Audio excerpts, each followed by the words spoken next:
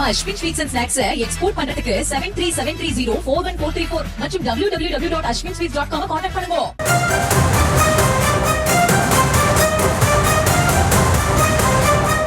கோவில் சொத்துக்களை பாதுகாப்பதற்காக சம்பளம் வாங்குபவர்கள் உரிய முறையில் சரியாக பணி செய்வதில்லை என நீதிமன்றம் கண்டனத்தை பதிவு செய்திருக்கிறது. அது தொடர்பான அண்மை செய்தி. இந்து சமய அறநிலையத்துறை அதிகாரிகளுக்கு சென்னை உயர்நீதிமன்றம் கண்டனத்தை பதிவு செய்திருக்கிறது. முழுமையான விவரங்களோடு செய்தியாளர் மதியழகன் இணைந்திருக்கிறார். மதிய வணக்கம், விவரங்களை வழங்கலாம். சேலம் மாவட்டம் ஓமூரில் இந்த வழக்கு கடந்த முறை விசாரணைக்கு வந்தது. அப்பொழுது வழக்கு தொடர்பாக நேரில் ஆஜராகுமாறு சேலம் இந்து சமய அறநிலையத்துறை இணை ஆணையருக்கு நீதிபதிகள் உத்தரவிட்டுள்ளனர்.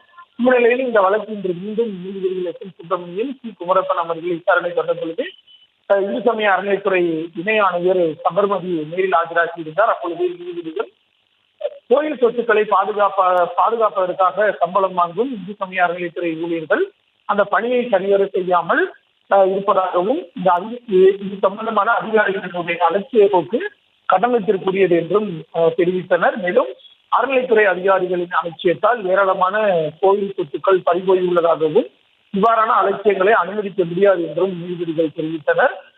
இவ்வாறு கடமைகளை சரியாக செய்யாத அதிகாரிகள் மீது ஒழுங்கு நடவடிக்கை மேற்கொள்ளப்பட வேண்டும் என்றும் இந்த விவகாரத்தில் நடைபெற்ற கனிம வள கொள்ளைகளுக்கு உரிய இழப்பீடுகள் வசூலிக்கப்பட வேண்டும் என்று உத்தரவிட்ட நீதிபதிகள் வழக்கை முடித்து வைத்தனர்.